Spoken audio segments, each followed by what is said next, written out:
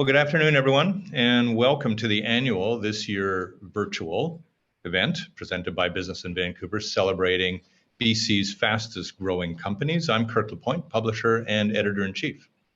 And joining from New York today, I'm Haley Wooden, BIV's executive editor. Our event is, of course, staged on the unceded ancestral territory of the Coast Salish people, the Musqueam, Squamish, and Tsleil-Waututh. We are grateful to be hosted by them. Our event is sponsored today by the Gowling WLG law firm. We're grateful for Gowling's support, particularly during this really challenging time that we've all been experiencing the last little while in search of a new normal. Today, we're going to take a look at the annual BIV list on fastest growing companies and meet 4 of the leading firms on the list. Throughout the event, we're also going to dig into the list itself and what it shows. And a good place to start, Kirk, I think, is the methodology behind the list, sharing with people how exactly we build it. Counter to popular belief, we do not accept any bribes. It is based on research findings. That's right. Yeah, I mean, it would have to be really big money for us to digress from the methodology, Haley, and I think nobody's prepared to do that. Well, if they are, anyway, never mind with that. The truth is that there is a real methodology in behind the madness of the list. And let's take a look at some of the ingredients that we throw in order to make sure that the list has integrity to it. So Albert's going to put up a slide here for us. And we'll be doing a few slides here as we get through the hour.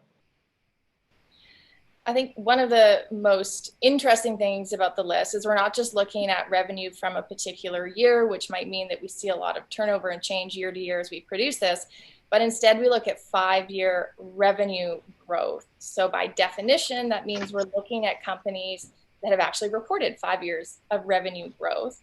This year, we're looking at 2016 to 2020 inclusive. So Kirk, that means that this is actually the first edition of this list that includes some pandemic revenue numbers.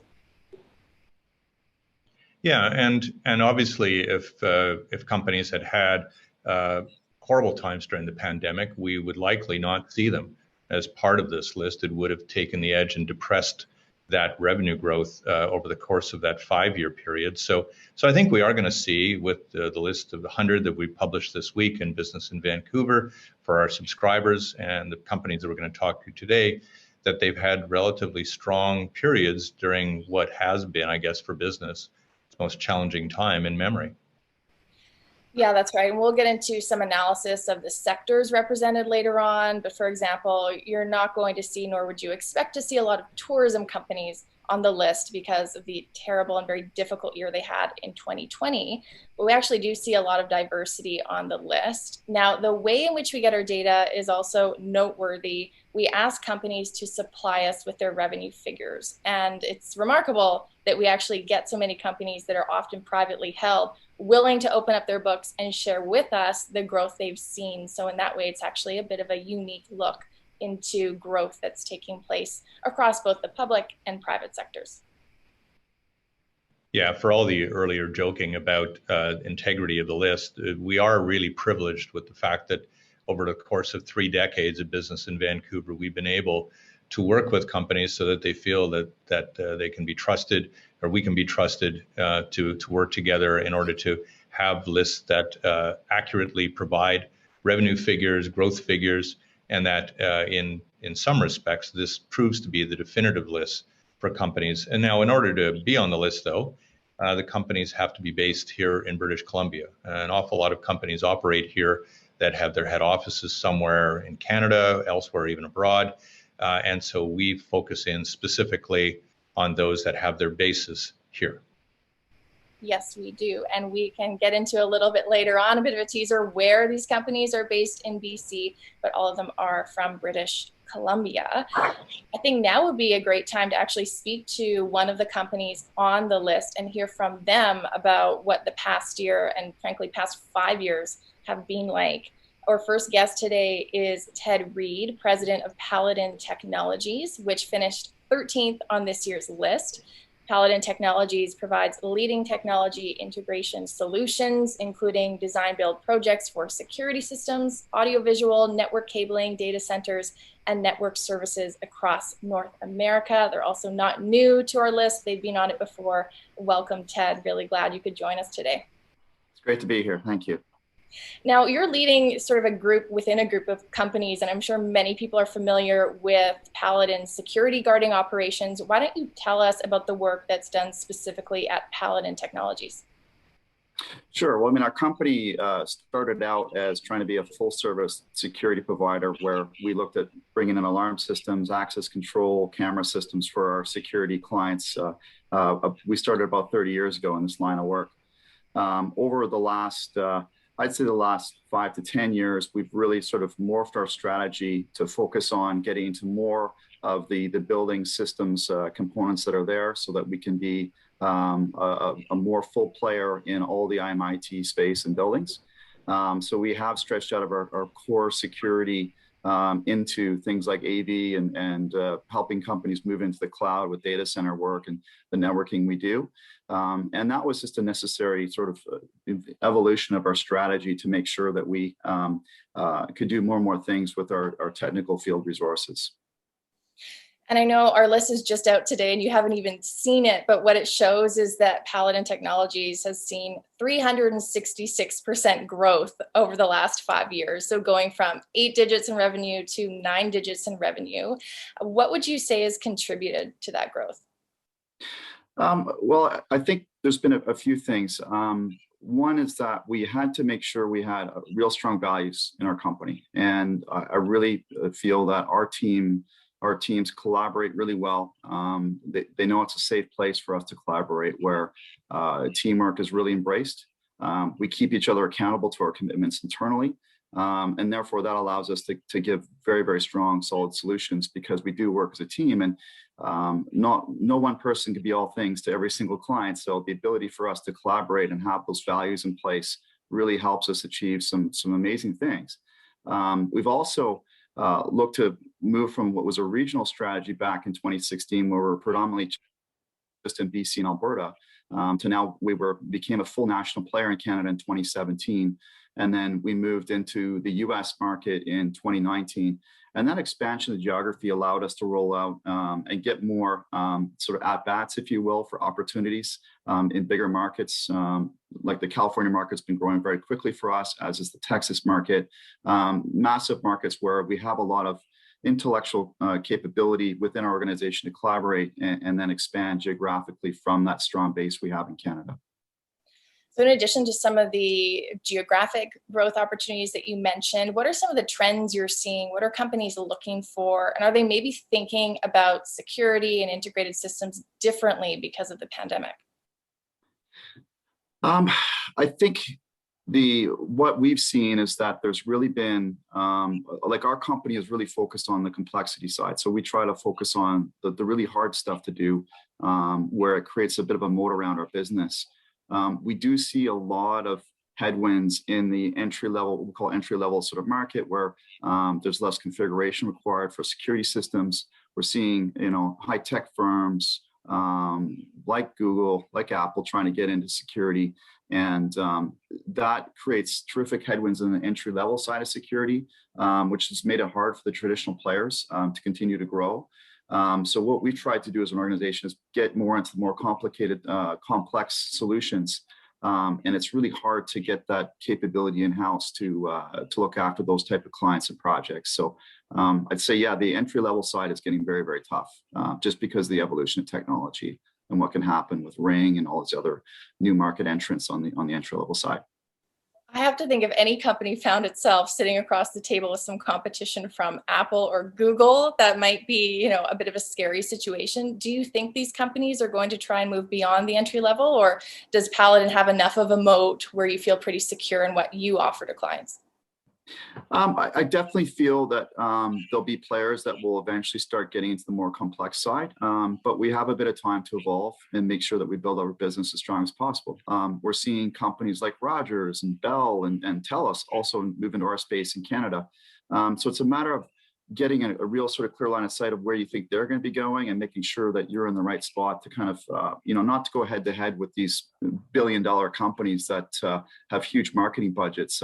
So we've tried to focus on things that are more complex, very unique relationship-based type businesses that are a little bit harder to replicate. It takes years. So that's going to be our sort of moat around our business. As Kirk mentioned, if companies had a really bad year in 2020, they probably wouldn't be on our list this year. Tell us a bit about what leading through the pandemic has been like for you and what the company's gone through. Well, first in March of 2020, we were all scared. It was very, very tough. Our technicians were basically told to go home. We can't get revenue if we can't go out to field sites. Extremely challenging times. Thankfully, as things sort of eased up and we got through that period, obviously some government support was required to shore things up, which we're very grateful for. And then as things sort of eased up with people understanding more about the pandemic and how to work around it and live with COVID, our revenues came back online. And we didn't really lose any revenue in the long term, if you know what I mean. No projects really got canceled fully, but things got delayed, and they're still getting delayed.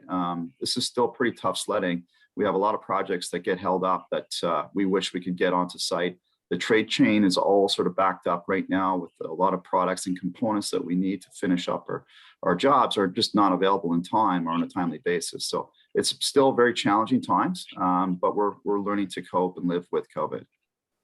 You mentioned a bit earlier the importance of values in leading the company and that the foundation that's set for Paladin. What are some of the greatest lessons you've learned about leadership over the past year? Well, I think it's a lot of leadership is about giving people the support they need to do their job, right? And if they know what to do, they're all set up to do, then get out of their way. Let them get on with things. And I'm fortunate to get to work with some amazing people that really know their stuff well, and they have good judgment on knowing when it's time to collaborate and talk to others about some of the big decisions they're making. So they have that, and it's taken time for us to learn how to work like that. But we do want to be entrepreneurial. I always say to all of our team members, if you feel confident in the decision you're about to make it. And the quicker you make a decision, the better we are off. And we're never going to be 100% right. And everyone knows that. But if you make a mistake, don't shy away from it, own it. Let's talk about it as a group and say, look, we don't want to make this mistake again. Here's what I did. Here's the situation, and learn. And we have to be a learning organization to keep moving and advancing and moving forward. So I don't want there to be a fear culture. I want people to be, they have the authority to make decisions and be confident enough if whatever decision they make, as long as they use the right thought process, that everything will be fine. And let's share in results and decisions that go well or not so well. Before we let you go, Ted, I'd love to hear what's sort of on the horizon for Paladin and whether we can expect to see you on our list perhaps again next year as the fastest growing company. Well, I sure hope to be on it next year. We do have a lot of exciting things that we're working on. We still have a bit of work to do in growing in Canada, particularly in the Quebec market, which we just sort of entered into last year. That's a massive market for us with over 8 million people. We feel there's a great opportunity for us there. And then a lot of our growth doesn't become stateside in the lower 48, where we really got to fill out our geography and replicate what we did in Canada. We'll do that down in the States. So that's going to keep me busy for the next few years for sure. And there'll be lots of growth from that. Great to hear. Well, Ted, thank you so much for your time today, and congratulations on your company's placement on our list. Thanks, Haley. That's Ted Reed, president of Paladin Technologies. Now let's take a moment and go back to our list this year and look at just how quickly some of BC's fastest growing companies grew last year over the past 5 years. Kirk, some really, really big numbers on the slide. Yeah, that's a little off the chart. 96,801.2%. You do that a couple of years in a row, and you're larger than Apple and Google, I think. And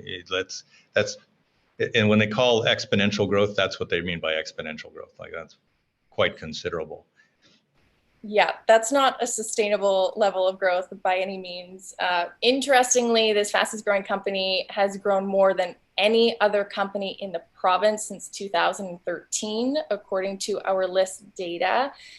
That is not what companies tend to see. If we move down to that next number, looking at the average, still a lot of growth. Oh yeah, Notably sure. over 2,000% over 5 years. And I think that speaks to some of the opportunities that there are for business in BC. And opportunities for talent. I mean, that's what's quite amazing about these, is that when you really take a look at some of the faster, growing companies, they of course they have big labor demands in a real hurry, because they suddenly are finding that they're drinking from the fire hose when it comes to these types of things. And it's been remarkable in a lot of ways that this was actually more than double the average growth of last year's list. So even in the pandemic, what we've watched is a considerable acceleration of growth among the elite numbers of companies that are fast growing. That's right. It's also 4 times the average growth that companies on the list saw 5 years ago. So at the start of that 5-year time horizon in 2016. So the rate at which these fast growing companies are growing is indeed growing itself. Median growth, a bit of a different story. So a much smaller number than the other two on the slide there, at a little over 93%. And this has actually slowed year over year. So this could be the result of a couple of things. It could suggest that top companies, they're experiencing these amazing 96,000 plus growth rates, but generally speaking, growth is slowing for the other companies on the list. Perhaps not a surprise, Kirk, because of the challenges brought by COVID in the last year. Yeah, I have to think that that's probably where we're seeing the depressing of some of these figures, is due in a large way to slowdown in the pandemic, whether it's actual operational slowdown, supply chain issues, talent issues, a number of things that could be combining in order to bring back down to earth some of the companies that were really soaring in all of this. That being said, again, we're dealing with 100 companies on our list, and to have median growth of 93% is still pretty amazing. And of course, our survey, while we'd like to think that it's definitive, there are a lot more companies out there that aren't really supplying us with data that likely are experiencing that kind of growth too. So the pandemic has been terrible for an awful lot of business, but it has been phenomenal for quite a few too. Absolutely. Let's go to our second guest today. Peter Greenwood is the CFO, of Blackbird Interactive, which finished 7th. Peter, 7th. There we are on the list. Blackbird is, of course, one of British Columbia's preeminent video game development studios. It's familiar to gamers for Homeworld. A new edition of it is coming in 2022, I understand. Project Eagle, which was developed in conjunction with NASA, and Minecraft Earth, it was a co-dev on. Great to see you, Peter. Great year. Thank you. Give us the skinny on why it went so well.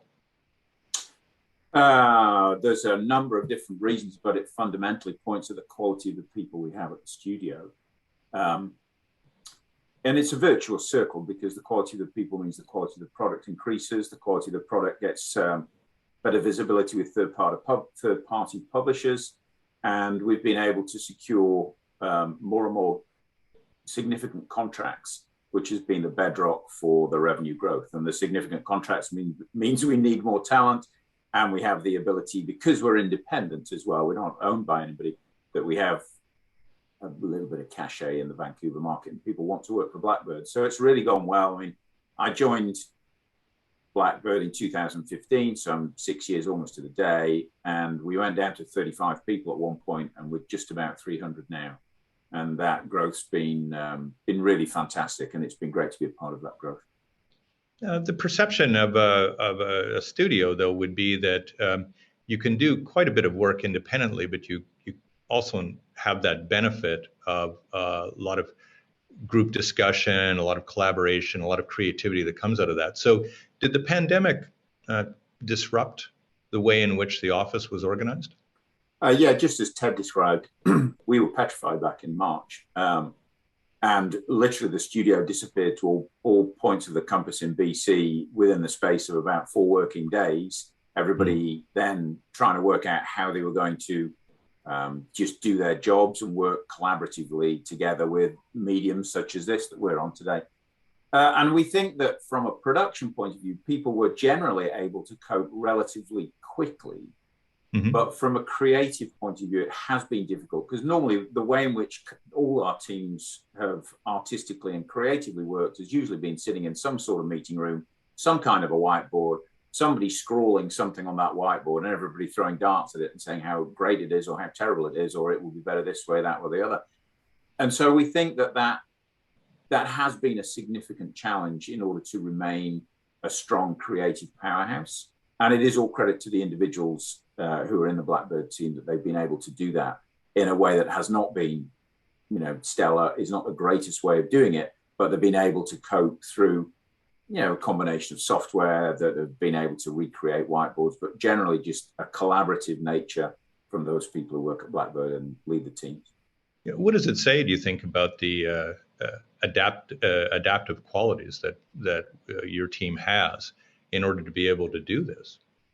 Well, we had no choice, so we had to get on and do it. I mean, the fact that we've been able to cope and grow, and we've been able to appease our publishers, who they themselves have all had their own similar problems, and everybody's been in the same boat. So it helps that nobody's been able to, point the finger and say, you must do this, you must do that, because we've all had to sort of find our way through the dark a little bit over the course of the initial 6 months. But what does it say about the people? It says that they're tremendous talent, and the talent will come through in any circumstances, and people learn to change, and that's generally been great. And we've written many times at BIV about the talent shortage, and are you experiencing that shortage? Yeah, we've been, if I'm being honest, we've been remarkably, and hats off to our human resources department and our recruiting, we've been remarkably adept at being able to reach out to bring talent into Blackbird from mostly in British Columbia, but certainly we've reached out to other parts of the globe and brought those people in. It really does help that Vancouver is known to be I can't state this enough, really a world-class location for the development of video games and computer software. And as I go back to, it's a virtual circle that when you have somebody of Electronic Arts as, capability and qualities, and then you have Kabam in town, and then you have the Coalition, the Microsoft Studio here, then you have Skybox Labs, and then you have Eastside Games. This is a real hotbed of the creation of talent. And the world really does recognize that the place to open studios is Vancouver. And that brings in more talent, and it brings in more capacity to develop the software necessary. And so it's truly a virtual circle. Things like the tax credits from the government is helpful, even though, in British Columbia, it's not as strong and not as powerful as the one in Quebec or other parts of the Canadian provinces. But it is very helpful to bring that talent in. And it's gotten past the notion that it somehow has a frailty or a tentative quality about it. You now are seeing anchor companies here, right? Absolutely, and it isn't a frail or an immature market for video game development. It's a very, very real industry. It has a tremendous number of jobs.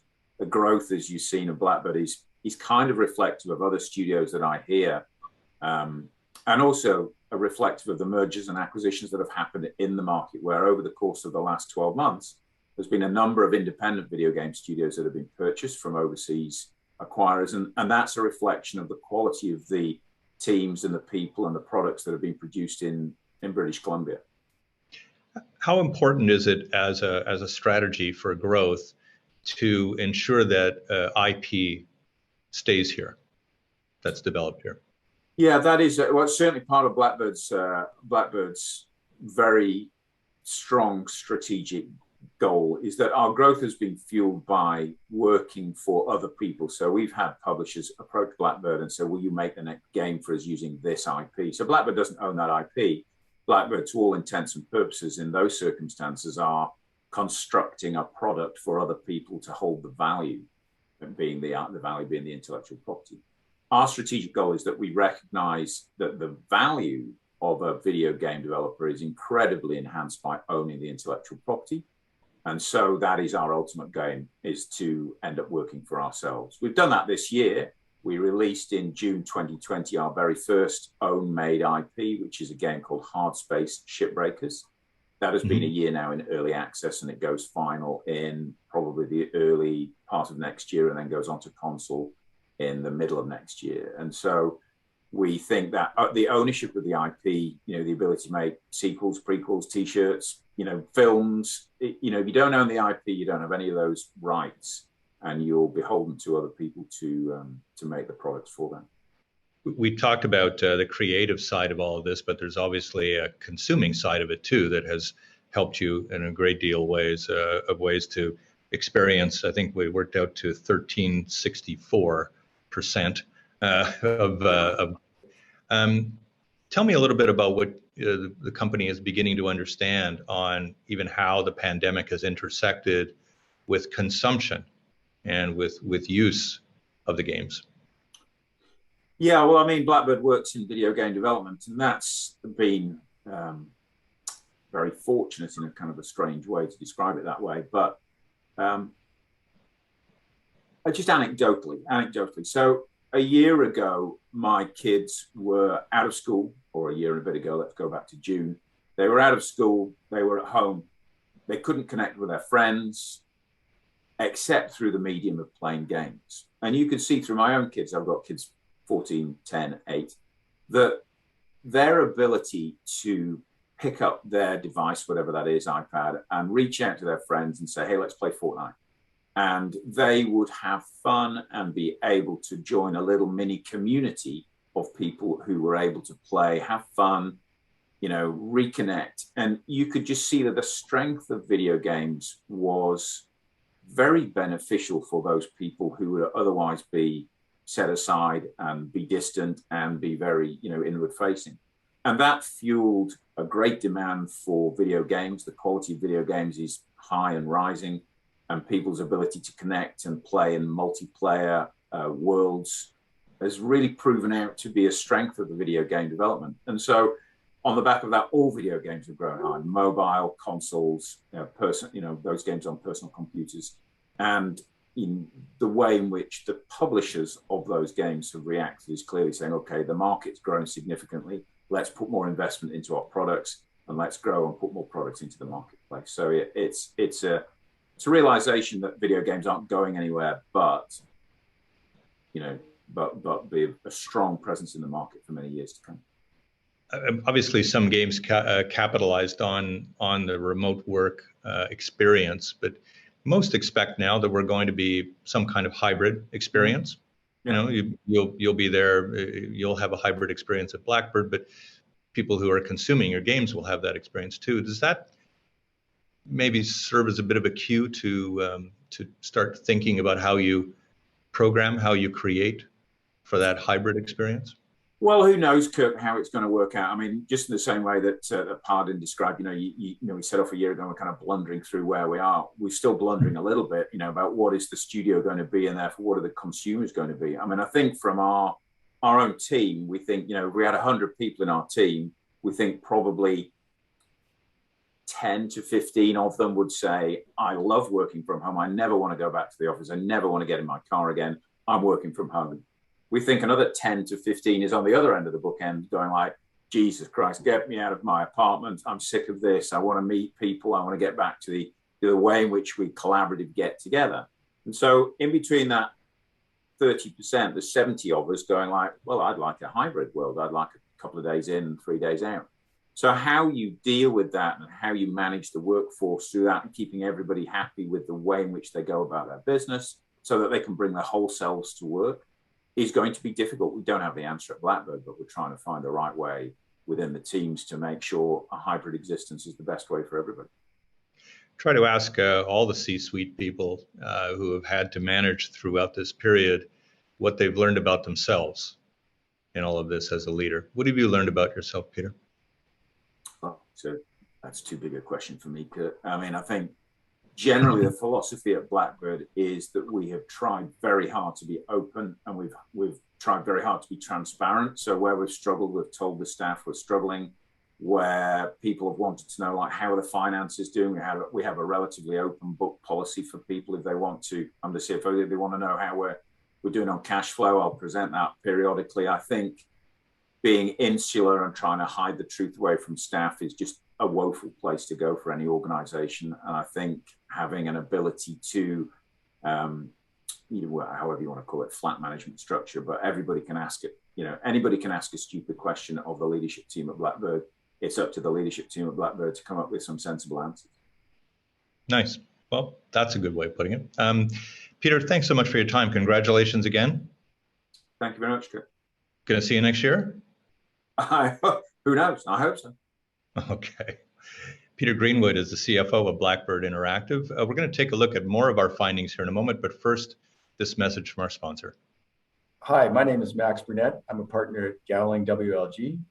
Our firm is proud to sponsor BIV's annual publication of the fastest growing companies in BC. From establishing strong hiring practices to complying with legislation and managing workplace challenges, our employment and labor group at Gowling WLG is here to assist. Learn more at gowlingwlg.com. Well, we're grateful, of course, to Gowling for its support, and we're going to carry on now with some of our slides from our presentation here at Fastest Growing Companies. Haley? Yeah, let's take a look at some of the broad trends, some information, an overview of the list of sorts. And the first one there that I think is noteworthy, it's almost an even split between private companies that made the list and public companies. Slight bit of an edge for the public companies, and they're on various lists, primarily listed in Canada, TSX Venture, but we have a few that are on the NASDAQ and New York Stock Exchange. I don't know if that's surprising. I mean, we have a lot of public companies that are headquartered in Vancouver, but also, of course, tons of private companies in BC as well. And of course, because it's the fastest growing companies list and not a biggest companies list, you're going to get a range of revenue. And we experienced a big range this year, $380,000 to $12.7 billion. So we've pretty much done the canvas of the smaller to the bigger in putting together this list. I will say that a lot of them are also rather new companies. They've been founded less than a decade ago, but we also have some of our more venerable firms in this province. One that goes back to 1938 and still is experiencing fast growth in its ups and downs over the course of that nearly 85-year period. So I think that's pretty remarkable. It's also remarkable to be, bringing in billions of dollars in revenue, be listed on the NASDAQ, and still make a fastest growing list. It's pretty impressive. I think the two that are in that category are Jim Pattison Group and Lululemon, still doing very, very well despite their respective sizes. Interestingly enough, our fastest growing company, which I won't say the name quite yet, we'll reveal that a little later on, but it's a mining company, and the company in our 100th spot is also a mining company, but we have every sector, almost every sector, represented throughout the list. There really is a lot of variety. Notably, though, I don't think we have a single tourism-related business. I think we have just one from the restaurant or hospitality sector. Again, which is kind of the theme of this discussion, Kirk, that's really not a surprise given the last year. No, but we've got the list of life sciences firms. We have, of course, some cannabis firms on it, forestry, construction, gaming, law, technology. So we really run the range of these firms here in the province. We're going to go now to another interview. Haley? Our third guest is Dan Kiros, a partner and CEO of Affinity Group, which is 18th on our list. Affinity is an IT recruitment and consulting company with offices in Vancouver and Toronto. The firm helps service other fast-growing companies throughout North America. Dan, thanks so much for joining us. Yeah, thank you, Haley. Pleasure to be here and excited to be on the list. It is exciting. Yeah, you just learned that you're number 18. I know you've been on the list before, and we've actually seen you at some of our in-person events back when we were able to have those. How does it feel to still be on the list, and is that a surprise based on what you've been witnessing at Affinity? Well, it feels awesome. I think as you speak about some of those other companies, I think that I founded Affinity with two business partners 7 years ago, and so it gets harder as you get older, basically, to continue to outperform yourself. And so yeah, it's been exciting, and it's it's been a challenge, but kind of what we've heard here today about what's happening in the market and the demand for talent, and that's the world we live in, right? We're in the talent business, and so if we've really seen the demand for talent accelerate in the last, coming out of COVID. It started to pick up last quarter of 2020, and then 2021. It's probably actually been the busiest I've ever seen it in my 20 years in this type of industry. Oh, wow. Did you notice any kind of chill when the pandemic first started back in the sort of early months of 2020, or has it been actually pretty consistent throughout the pandemic? No, we like everyone else, we were pretty scared as well, and did our best to look at our finances and get in touch with our clients, see how they're doing and how they were going to fare. We saw our revenues dip down, but then some of the economists were predicting a recession, maybe even a depression, and others were predicting a bounce back. And thankfully, we saw the bounce back, and so it's been growth. It's been growth ever since then. So we dipped down, but what we're seeing is a strong employment market, actually, and particularly we're in the information technology sector, and so demand for IT professionals is extremely high across North America. That's one thing I wanted to ask you more about. We hear from so many companies at Business in Vancouver about their struggles in finding tech talent. You just mentioned that that's also the case specifically in the IT world. What are you having to do as a company to keep up with demand from your clients and find the people that they need? Yeah, great question. So, well, one is the marketplace has changed. One of the silver linings of what the pandemic has brought has been companies have learned to culturally change and have had to adapt, where previously they never were open to people working remotely or hiring people from outside of the province, let's say, or even the country. And so so although the demand is extremely high, especially for niche skill sets like developers, security, anything cloud related, what we are seeing, though, is that a lot of our clients, especially the ones that are being more strategic, and we're trying to counsel them to do so, is to be open to not necessarily just having people in the current geographic location of Vancouver or BC, but actually focusing more on time zones. So we maybe the West Coast of North America, or if your offices are in the East Coast, and really looking at where the best talent is, but not necessarily restricting yourself from a geographic standpoint where they are. Another thing we're doing is we're actually launching a new division called Affinity International, and we're starting to look at bringing talent in, and we've been working with the government has some very good programs to be able to tap into, and so we're really expanding to a global marketplace and global talent pool to be able to bring that to our Canadian companies. Generally speaking, are you finding that we're able to bring in the tech talent from abroad at the pace that we need to meet demand, or is there a gap there? Yeah, I mean, there's definitely a gap for sure. With the program that we're launching, we're looking at that'll take 4 to 6 weeks roughly, and for sure it's more challenging than hiring somebody locally, but that's pretty good in comparison to what it used to be. It used to be more like 3 to 6 months and beyond. So those tools are there, and we've got we're building out our team to be able to have kind of the experience in immigration and know how to onboard people.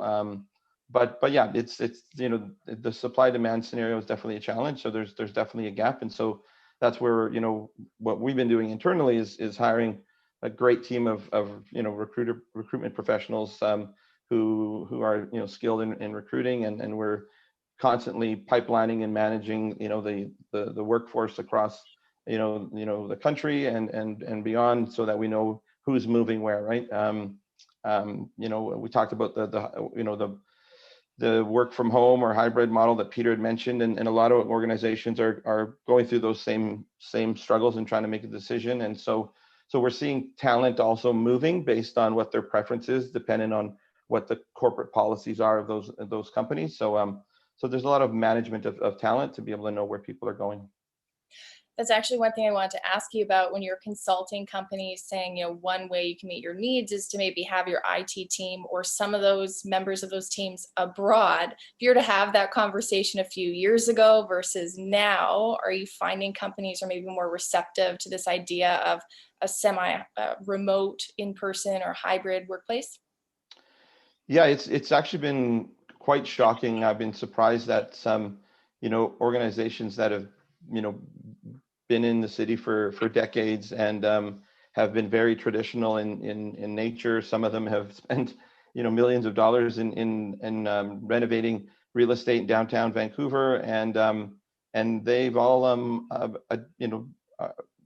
learned to adapt and be flexible and are having a hybrid model and are saying that is their model for the future. So I wasn't sure how things, how would the employment market and the cultures of our corporations evolve after the pandemic, and would we bounce back to traditional thinking, and it's nice to see that there's the innovation and the thought process of many leaders is adapting to what we need to be and what employees really are looking for from an employer. Looking at our list, it shows that revenue over 5 years at Affinity has more than tripled over that half decade. What has that changed for you? How is the business different than where it was 5 years ago? And you mentioned you founded it just 7 years ago. So going back 5 years, it's a pretty new business. What's it like now in terms of the culture and the operations of the business? Yeah, I think the biggest thing for me is that now I actually have people who can do things other than, when you're starting a small company, you're basically doing everything, right? I remember in the early days that I'd be, our goal was always to make sure we'd always make payroll, right? We've got about 300 consultants across North America on different projects right now, and we always want to make sure that people feel confident in their paycheck, and that Affinity's, obviously there to pay them. So in the early days, it was, running around chasing up accounts receivables and making sure that everything was coming in. And so to fast forward to today, really feels that, really very proud of what we achieved, proud of the team. I think we've heard already today echo about, what makes a great company is it's really the people and the team. And so we've got a great team in place now, and those individuals are flourishing and growing and bringing their leadership skills. And so it's helping us really kind of spread our wings and kind of get to the next level by having just being surrounded by a great team of people. And so for me, that's where I really see what's changed for us has been that now, we started out with a vision, and in the early days, it was about trying to get people to believe in our vision, trying to convince somebody to come and work for a company that's been, has 3 people in it, sometimes can be a little bit challenging to trust their career in you. And so to today, to fast forward to where we're at, to see the growth and see people coming to us and being excited to join us is great, and a reflection of being on the list just really acknowledges that. So I really appreciate it. We appreciate you being here, Dan. Thank you so much for taking the time, and congratulations on once again making our list. Thanks so much. That's Dan Kiros with Affinity Group. Let's go back to our list and look at more details. We'll pop up a slide here in just a moment, and you're going to see on the slide 4 trends that we feel are noteworthy about this year's list. The first one there, turnover in our top 20. I can't say it enough, Kirk, but I think it's really not surprising that we would see quite a few companies drop out of the top 20 list year over year. And in fact, only 7 companies who were in the top 20 last year managed to remain in the top 20 this year.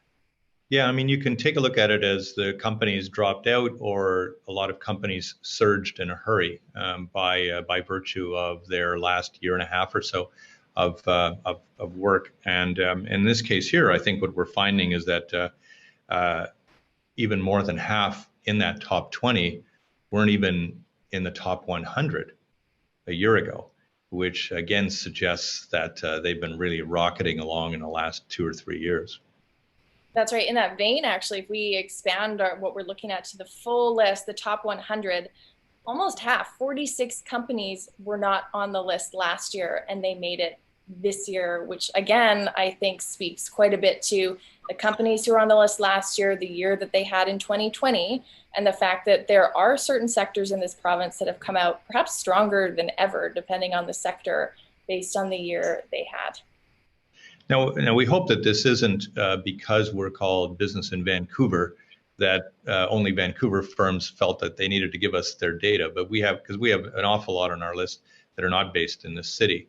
But the growth really did seem to be concentrated here this time around, which is also a suggestion that really we're watching Vancouver as both a tech and other type of hub for business start to really gain even more footing in the Canadian economy, and taking advantage of situations like our shipping lanes and our access to the American market, along with, of course, the lifestyle that comes here that really does attract an awful lot of talent, even if it's a bit of a pricey place to live.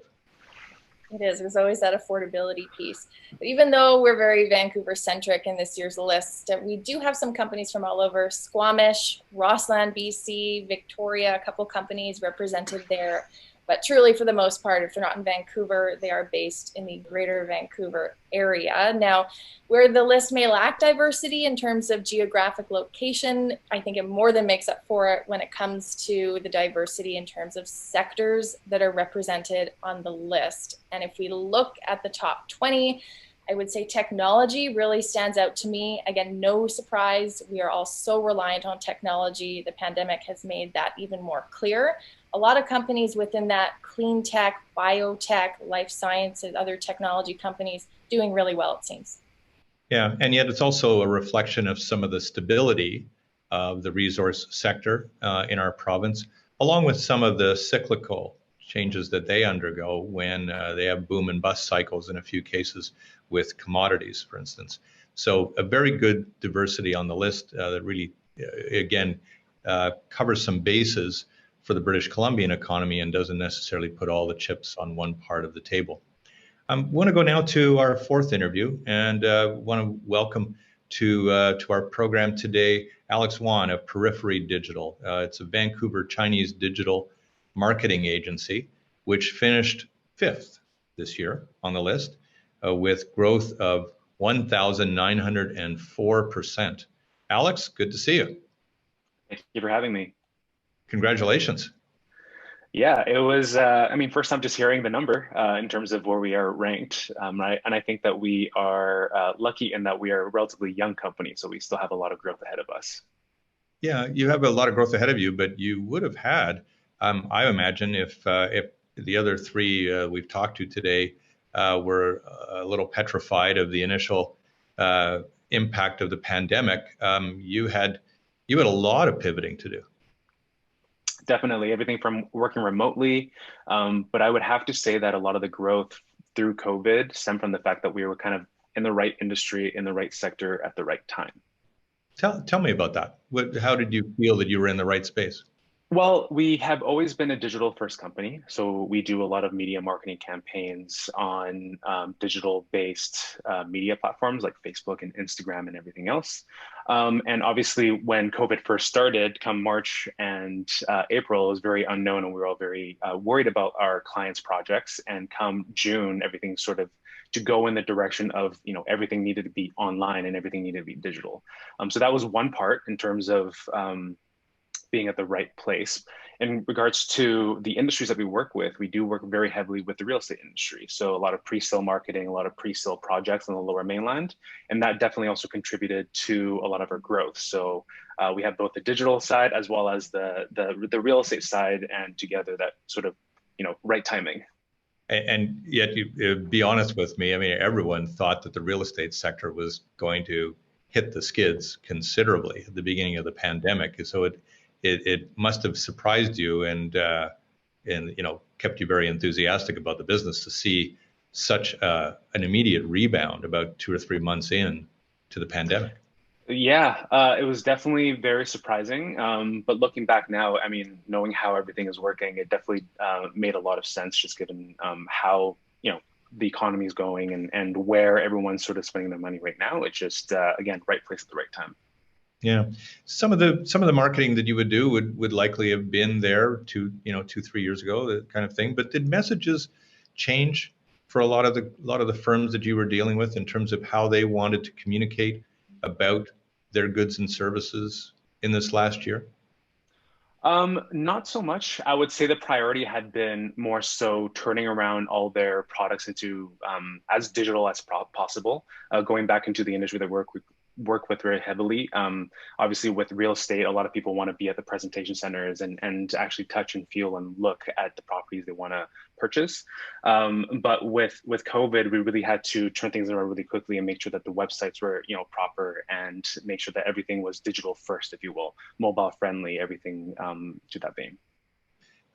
How did you manage to replicate, though, the need for any marketing agency to have a pool of people in a room, do the whiteboard thing, talk through some of the look and feel of this? How did you manage to pull that off?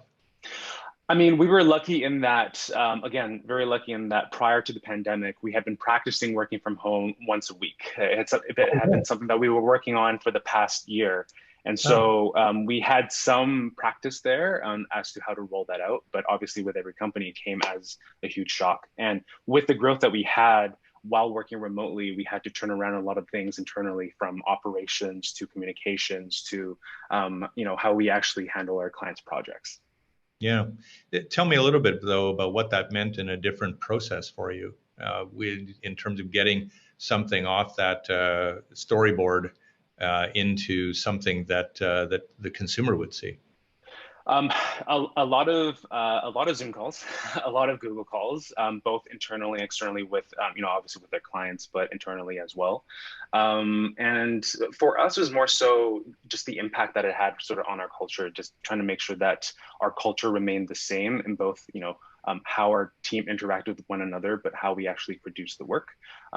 We were lucky again in that our team they're all relatively young. And so we didn't have any sort of technology snafus or individuals that didn't know how to use certain things. And so we were able to collaborate quite seamlessly and use a lot of the available technologies to our advantage. Yeah, I'm an old guy, so I've had a career over many decades. And I look at the pandemic and go, well, it's a couple of years of time that's kind of a little shifted. But when you're a young worker, right, this is a bigger proportion of your career life. In a lot of ways, it's when you're trying to really make your career in a certain way. So how did you as a CEO address that to make sure that your team didn't feel like the bottom was dropping out of their careers, that things were still going to be okay, not just that paychecks were going to be met, but that the meaningfulness of your work would persist? We spent a lot of time on growing our team, whether it's through courses that they could take, as well as sort of just individual collaborations and one-on-one. We really believe that as all the other participants in this interview here, a lot of our growth came from our team. And so we wanted to make sure that as we grew, that the team grew with us. We made it a very big point to make sure that we're communicating with our team as often as possible, providing them all the necessary resources that they had. So for example, giving them work from home benefits, allowing them credits to be able to set up their home office, making sure that they are able to actually work from home was a really, really important part for us. Yeah. And how do you get another year of 1,904% growth here? Well, we are looking at different markets right now. We've had the opportunity to work with a couple Toronto-based businesses. So we're looking at expanding into Toronto for some of our businesses, as well as down south, because we do believe that the opportunity is still endless for us in what we do. Yeah. And again, in terms of your fast build, what do you think that does now as a calling card for you in other markets? Definitely a lot of pressure and expectation, if you will, but just making sure that we're performing exactly the same and providing the best client service and management to new products, new clients in different markets. Can you foresee whether you're going to get people back to the office at some point, or do you like the way this has worked? We will most likely continue with a very extreme hybrid approach. We've actually had more people in our company wanting to go back to the office than us asking them to.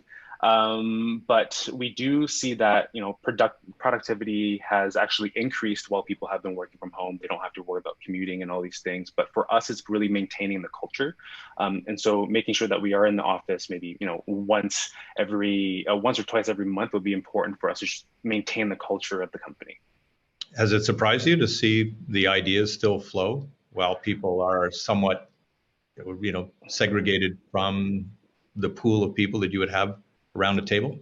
Yeah, at first, definitely. At first, I was probably the least resistant, the most resistant, I would say, in terms of working remotely. And then over time, definitely saw the benefits of it and saw that, you know what, just we are collaborating and being just as creative as we were before, but without the troublesome commute. Yeah, the troublesome commute is quite something for a lot of people. Last question to you, Alex, and Yeah. again, it goes to more of the personal side, which is, you know, you're a CEO of a very fast-growing company. What have you learned about yourself as a leader in this last year or so? No regrets, I would say. Anytime we make a mistake, we have to push forward and learn. And then I learned that, I guess, when I was younger, I'd often look back and almost punish myself for making little mistakes. But I've learned over this past year that any mistakes that we make is a good learning opportunity for the future. Yeah, well, you're not alone in making mistakes during the pandemic either. We've got lots of company out there, so don't worry. Yeah. Alex, congratulations for ranking so high on the list, for finishing 5th this year, and you know, hope to see you again next year. Thank you very much. Alex Wan is the CEO of Periphery Digital here in Vancouver. So Haley, I think it's now time to do the big reveal of the top 5, huh? That's right. Our top 5 companies on this year's list. Here they are. Coming in at number 5, we'll do a bit of a countdown here. We have Etro Construction. The company is based in Burnaby, and they provide construction management and general contracting services. Now, they're not the only company tied to the real estate sector on this list. And that sector, as we all know, had a remarkable rebound from COVID-19 and had a very, very strong year in 2020. So no surprise to see a company tied to that sector in our top 5. No, and they oversee nearly $900 million in projects. So they're fast growing, but they're also very big. Number 4 on our list is Periphery Digital. Now, Periphery is a digital and marketing media agency. They're also part of our series of interviews this week on the fastest growing companies in BC. They're really probably one of the most interesting ones because they've been working in both English and Chinese. That is interesting. And again, certainly not alone in terms of a digital marketing company that has made this year's list. Another area that seems to have done quite well. Number 3, we have Quadrageon Power Systems. They design, build, and install systems for the renewable energy sector. And again, we have some other clean tech companies within our top 100. This is a sector I think we're only going to continue to hear more about as governments and companies alike look for clean solutions to some of the environmental challenges we're facing. Pretty large. It's exponential in terms of their growth. They're now about an $8 million company, and in talking to their CEO this week in advance of the release of this list, I mean, this is a market that is profound, and they're on top of patents and intellectual property in this space that is now really offering them expansion opportunities into the United States, into Asia, into South America. Number 2 is Aurinia Pharmaceuticals, and they have, again, when we talk about exponential growth, 29,235.1% growth over the course of the 5 years. That's a lot of growth. But again, no surprise. I mean, the life sciences sector, the technology sector more broadly has been doing very well. And I think it's companies like Aurinia that have really risen to the fore over the past year and shown us some of the amazing innovation that's taking place in BC in this sector. Tell us about our number 1. Number 1 at more than 96,000% growth. The company is Equinox Gold. Now, we mentioned this a little bit earlier, but Equinox has seen the highest rate of growth since Timmins Gold, so another gold miner, reported more than 108,000% growth in 2012. Now, to give this some context, over the past 5 years, Equinox has gone from about $1.1 million in revenue to $1.1 billion in revenue. That's a very different company over those 5 years, all the challenges that come with growth, all of the opportunities. And we do tend to see this in the mining sector when projects get greenlit, when things come together, when mergers happen like they have for Equinox, you can see some pretty rapid growth. In 5 years from now, if it's at 96,000 percent growth, Haley, I think we missed the calling and investing in Equinox Gold. I know. They'd be too big for our list, I think, if they saw this. Right. Yeah. Probably be larger than Apple, I guess, at that point. Exactly. Well, there we go. Our top 5 and our top 100 that we've been looking at today. A lot of really exciting growth stories happening in BC. Anyway, that's our list right now. And I want to thank everybody for participating today. Our 4 panelists have been really insightful in terms of what they've been able to do for us in helping shed some light on their year, their last 5 years, of course. We want to thank again our sponsor, the law firm Gowling WLG. Its support is really integral in the production of this event, and we're grateful for the continued support it's provided us. During the pandemic, this event wouldn't be possible without them. Our program has been recorded and it can be seen later this week at BIV.com. I've seen a few questions in the chat about where you can see the full list. It's published in our print copy of BIV this week and available online for subscribers. If you're not a subscriber, you can reach out to us and we can get you a copy of that list if you subscribe. We're also going to be launching a podcast this week that focuses a little more in depth on some of the companies who are seeing fast growing growth in BC. Thanks again for watching. We appreciate your time this afternoon. I'm Haley Wooden.